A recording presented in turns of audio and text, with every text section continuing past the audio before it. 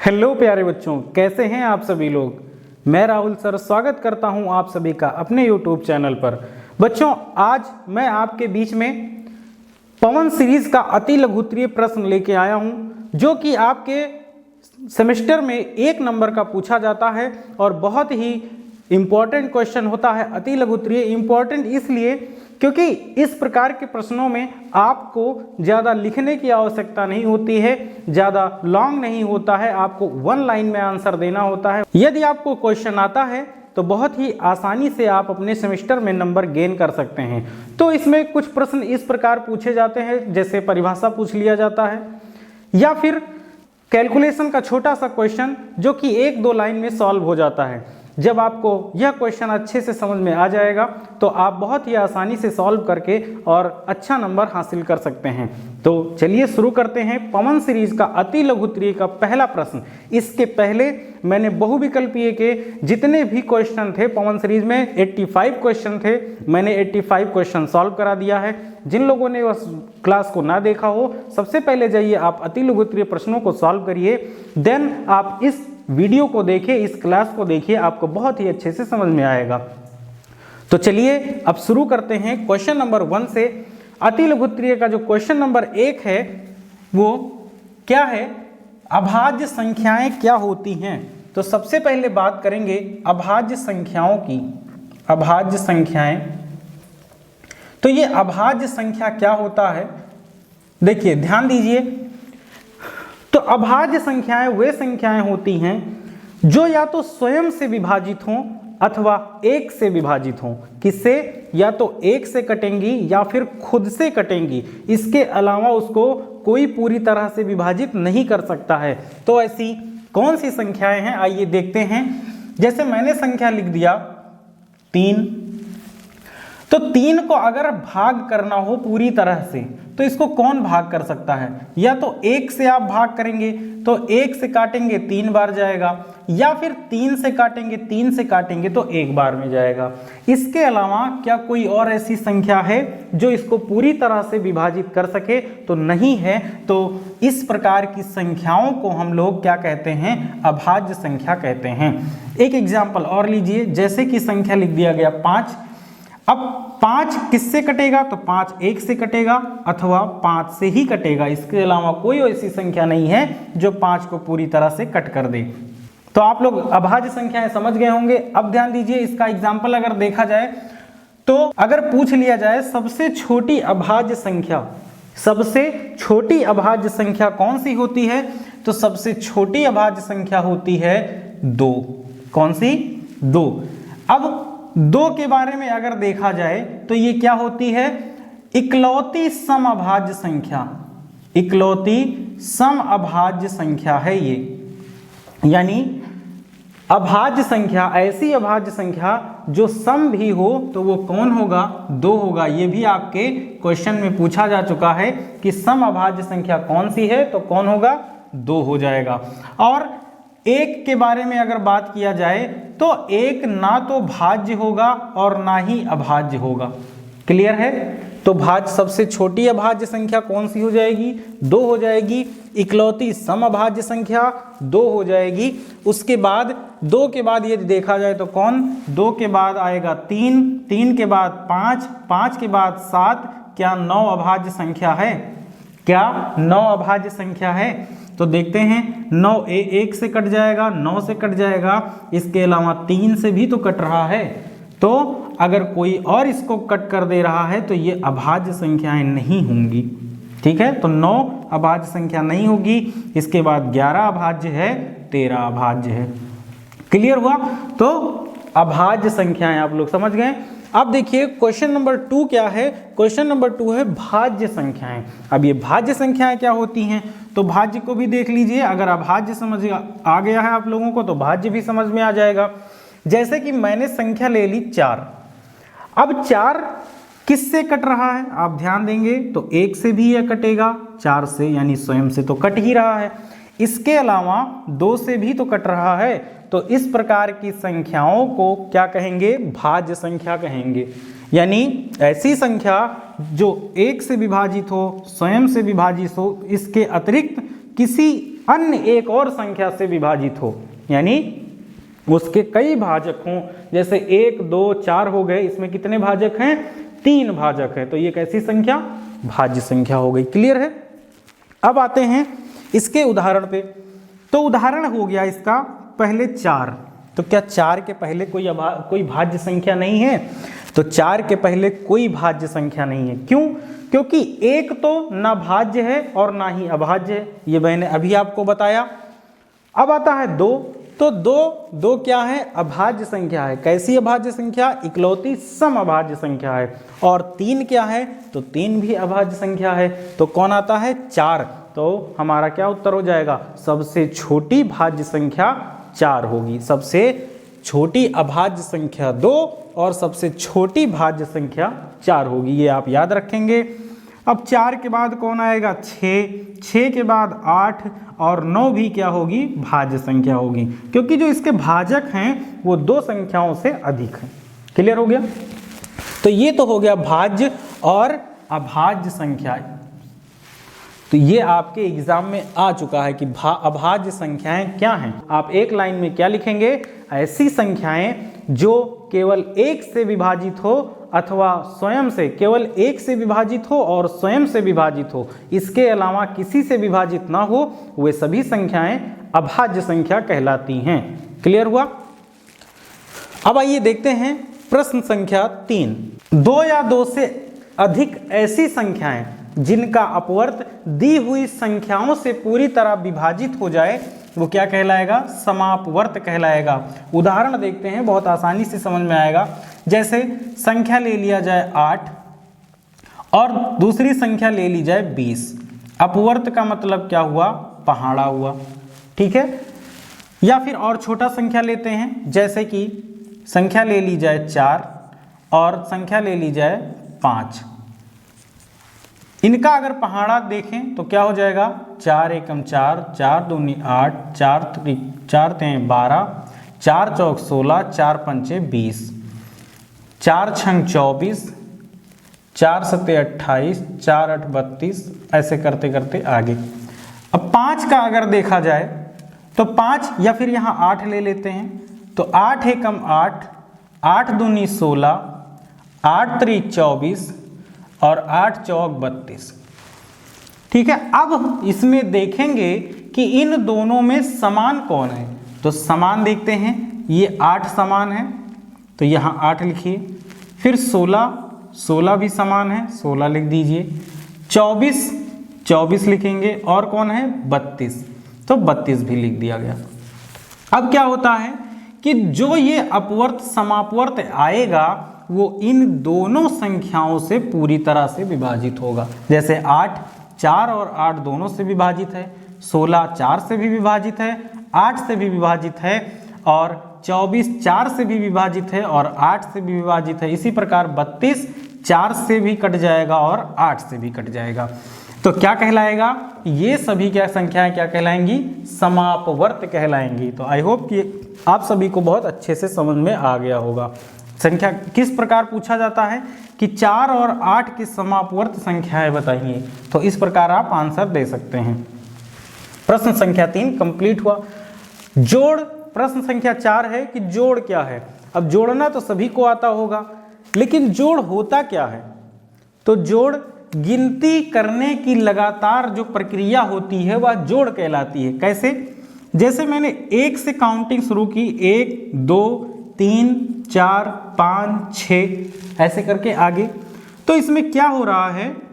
1 plus हो रहा है, इसमें क्या हो रहा है? 1 प्लस हो रहा है, इसमें क्या हो रहा है? 1 प्लस हो रहा है, इसमें भी 1 प्लस हो रहा है। तो आप देख रहे होंगे कि लगातार जब हम गिनती करते हैं तो उसमें कुछ जोड़ा जाता है। लगातार जब गिनती करते हैं तो उसमें जोड़ा जाता है, यही हमारा जोड़ कहलाता है। क्या लिखेंगे? लगातार गिनती करने की प्रक्रिया को जोड़ कहते हैं। बस इसमें ये एक लाइन में आंसर लिखेंगे, पूरा नंबर आपको मिलेगा। प्रश्न संख्या 5 देखते हैं। आइए देखते हैं प्रश्न संख्या 5 क्या है। जब आप शून्य को किसी पूर्ण संख्या में जोड़ते हैं तो क्या परिणाम प्राप्त होता है? कोई पूर्ण संख्या ले लीजिए, तो मान लीजिए पूर्ण संख्या हमने 5 ले ली और इसमें कह रहा है कि शून्य जोड़िए तो क्या परिणाम प्राप्त होगा। तो आप सभी को पता है किसी भी संख्या में जब हम 0 ऐड करते हैं तो हमें वही संख्या प्राप्त होती है।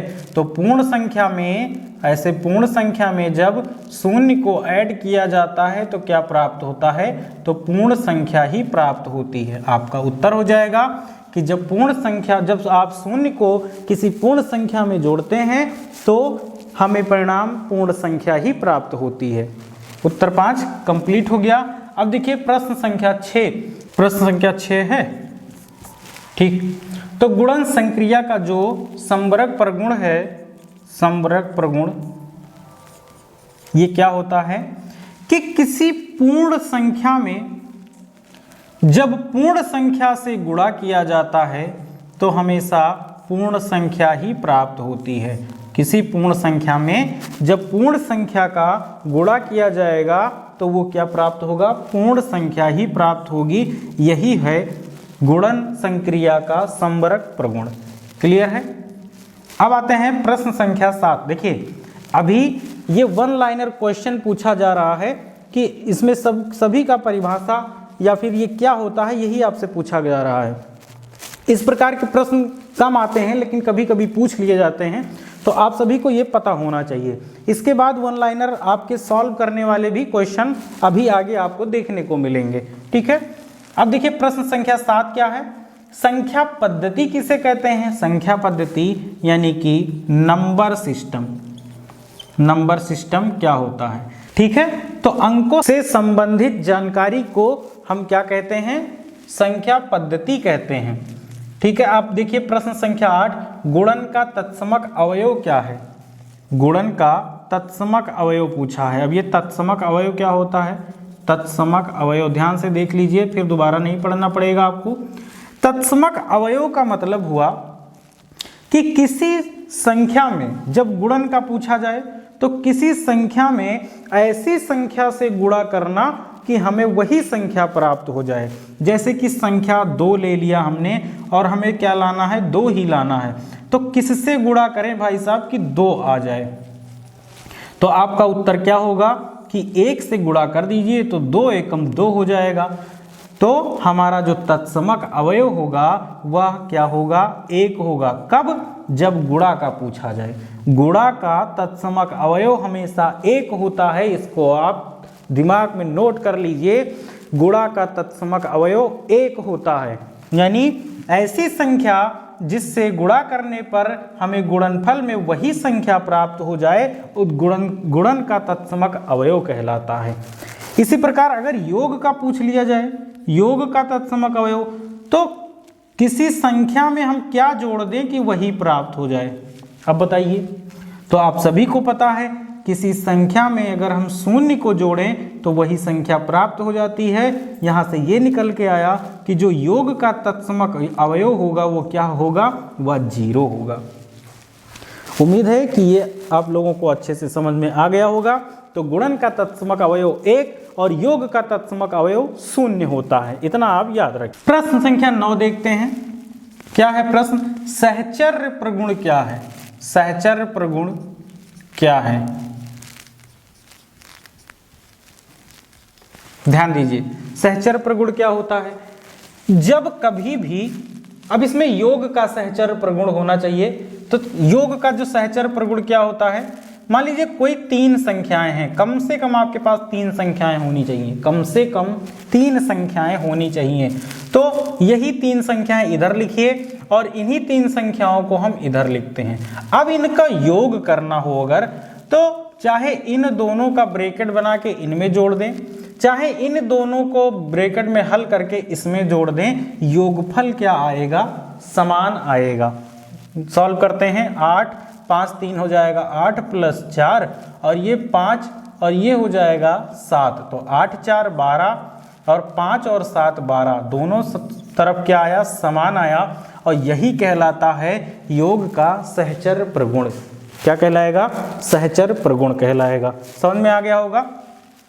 किन्हीं 3 संख्याओं को अलग अलग हल करने पर 2 को एक ब्रैकेट में किए, 2 को एक ब्रैकेट में करेंगे तो जो हमें योगफल प्राप्त होगा वह सदैव समान प्राप्त होगा। यही हमारा सहचर प्रगुण कहलाता है। कंप्लीट हुआ प्रश्न संख्या 9। अब देखते हैं प्रश्न संख्या 10। प्राकृतिक संख्याएं क्या हैं? प्रश्न संख्या है 10 कि प्राकृतिक संख्याएं क्या होती हैं। ऐसी संख्याएं जिन्हें वस्तुतः हम लोग गिनने के उपयोग में लाते हैं, गिनने का प्रयोग करते हैं, वे सभी प्राकृतिक संख्याएं कहलाती हैं। जैसे गिनना कहाँ से प्रारंभ करेंगे तो 1 से, तो 1 2 3 4 5 और ऐसे करते करते अनंत तक सभी प्राकृतिक संख्याएं कहलाते हैं। तो प्राकृतिक संख्याएं 1 से स्टार्ट होंगी, 2 3 4 5 ऐसे डॉट डॉट डॉट इनफाइनाइट तक। तो ये सभी क्या हो जाएंगी? प्राकृतिक संख्याएं। लिखेंगे कैसे? वे सभी संख्याएं जो गिनने के उपयोग में लाई जाती हैं प्राकृतिक संख्याएं कहलाती हैं। उदाहरण ऐसे आप लिख सकते हैं। देखते हैं प्रश्न संख्या 11। सबसे छोटी प्राकृतिक संख्या क्या है? अब एग्जाम्पल में आपके सामने लिखा है गिनना कहाँ से प्रारंभ करते हैं? गिनना 1 से प्रारंभ करते हैं, तो ये हो जाएगी सबसे छोटी प्राकृतिक संख्या। सबसे छोटी प्राकृतिक संख्या। अब पूछ लिया जाए सबसे बड़ी प्राकृतिक संख्या, क्या लिखा है? अनंत। इसका कोई अंत नहीं है। सबसे बड़ी प्राकृतिक संख्या का कोई अंत नहीं है, तो लिखेंगे अनंत। अब पूछ रहा है पूर्णांक क्या है? पूर्णांक क्या होता है? आइए देखते हैं। जब प्राकृतिक संख्याओं में शून्य और ऋणात्मक संख्याओं को हम सम्मिलित कर लेते हैं तो वे उन सभी का समूह, उन सभी का समुच्चय पूर्णांक कहलाता है। कैसे? जैसे प्राकृतिक संख्याएं हैं 1 2 3 4 5 6 डॉट डॉट डॉट अनंत तक। यहां अगर 0 ऐड करें, अब क्या बन गई? अब ये पूर्ण संख्याएं बन गई। ध्यान देना, 1 से लेके अनंत तक प्राकृतिक संख्याएं, यहां से लेके यहां तक हो गई प्राकृतिक संख्याएं। अगर शून्य को भी सम्मिलित कर लिया जाए तो क्या हो जाएंगी? पूर्ण संख्याएं। शून्य के पहले कैसी संख्या होगी? तो ऋणात्मक संख्या होगी। और कहां तक? तो ये भी अनंत तक होगी। अब इन सभी को अगर देखा जाए, इन सभी का जो समुच्चय है यही पूर्णांक कहलाता है। यही पूर्णांक कहलाता है और यही हमसे पूछा गया है। अब आप उत्तर कैसे लिख सकते हैं इसका?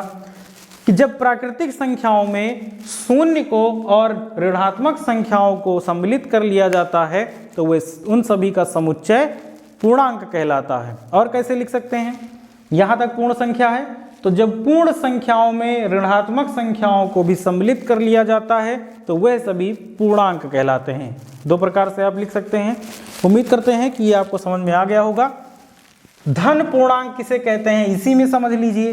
देखिए, 0 के बाईं ओर सभी संख्याएं ऋणात्मक होती हैं तो इन्हें हम ऋण पूर्णांक कहेंगे। इसको क्या कहेंगे? ऋण पूर्णांक। ये हमारा हो जाएगा ऋण पूर्णांक। और 0 के दाईं ओर सभी संख्याओं को क्या कहेंगे? धन पूर्णांक कहेंगे। धन पूर्णांक। क्लियर है? हमसे क्या पूछा गया है? धन पूर्णांक। बस ऐसे लिख देंगे, ये हमारा उत्तर हो गया। तो 13 नंबर प्रश्न कंप्लीट होता है। अब देखते हैं प्रश्न संख्या 14। प्रश्न संख्या 14 देखते हैं। पूछा है ऋण पूर्णांक किन्हें कहते हैं? अभी पहले वाले क्वेश्चन में मैंने बताया ऋण पूर्णांक क्या होता है। तो 0 के बाईं ओर सभी संख्याएं ऋणात्मक होती हैं, इन्हें ही हम क्या कहते हैं? ऋण पूर्णांक कहते हैं। क्लियर है? प्रश्न संख्या 15। 15 क्या है? 2 परिमेय संख्याओं p/q और तथा r/q का योगफल। बहुत ही आसान प्रश्न है। तो इनका योगफल बताना है। योगफल कैसे करते हैं? जो फ्रैक्शन वाले होते हैं, भिन्न वाले, उनका हम योग करने के लिए एलसीएम लेते हैं। किनका? हरों का एलसीएम। ये हर है q और यहाँ भी q, तो इनका एलसीएम कितना आ जाएगा? q आ जाएगा। जब हर समान होता है तो हम अंश को जोड़कर लिख देते हैं। अब ये और तो जुड़ेगा नहीं, तो यही हमारा आंसर हो जाएगा। एक लाइन में उत्तर आ गया। ठीक है, अगला है प्रश्न संख्या 16। तो संवरक नियम ये क्या होता है, ध्यान दीजिए। जब दो धन पूर्णांक, अब ये धन पूर्णांक क्या होता है, ऋण पूर्णांक क्या होता है, ये सब आपको आना चाहिए। पूर्णांक क्या है, पूर्ण संख्या क्या है, तभी आप इनको समझ पाएंगे। इसीलिए सबसे पहले मैंने पूर्णांक, पूर्ण, धन पूर्णांक, ऋण पूर्णांक ये समझा दिया है।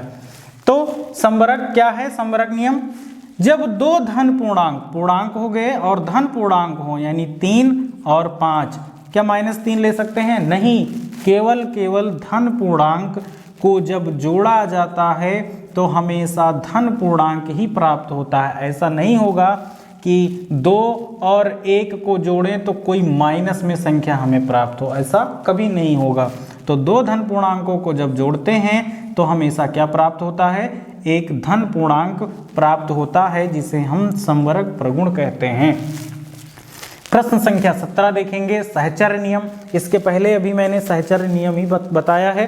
तो सहचर्य नियम क्या होता है, जब किन्हीं 3 पूर्णांकों को आपस में जोड़ते हैं तो उनका हमेशा जो ऐड हो आएगा, जो समीशन आएगा, जो सम आएगा, वह कितना आएगा, 2 तरह से जोड़ने पर भी समान आएगा। जैसे a + b + c किया जाए, a + b + c, एक ब्रैकेट में a + b को साथ में ले लो और दूसरे ब्रैकेट को b + c को ले लो, तो जो इसका सम आएगा वो हमेशा एक ही आएगा, एक समान ही आएगा। ठीक है, तो ये हो गया आपका उत्तर संख्या 17।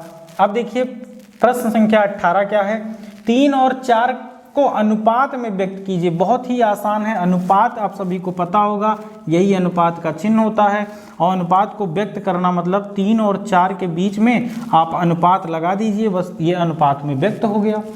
इसको और कैसे लिखा जा सकता है, जब अनुपात हटाते हैं तो ये अंश और हर में परिवर्तित हो जाता है, बस उत्तर। अब प्रश्न संख्या 19 देखिए, 19 में क्या पूछा गया है कि दो संख्याओं में अनुपात 5:3 है। दो संख्या दी गई है जिनका अनुपात दिया गया है कितना, 5:3 है। इसमें प्रथम पद तथा द्वितीय पद बहुत ही आसान है। प्रथम पद ये हो जाएगा और द्वितीय पद ये हो जाएगा, यही आपका आंसर हो जाएगा। आप लिखेंगे प्रथम पद बराबर 5, द्वितीय पद बराबर 3, इस तरह आंसर देंगे। 1 नंबर का पूछा जाएगा तो प्रथम पद ऐसे लिखेंगे बराबर 5 और द्वितीय पद बराबर 3, ये आपका आंसर हो जाएगा। अब क्या है अगला, समानुपात किसे कहते हैं। प्रश्न संख्या है 20। अभी तक जितने क्वेश्चन आए हैं सब एकदम आसान टाइप के क्वेश्चन आए हैं, इसमें कोई फंसने वाली बात नहीं है। तो समानुपात किसे कहते हैं, समानुपात, तो ध्यान दीजिए, दो अनुपात जब आपस में बराबर होते हैं तो वह समानुपात कहलाते हैं।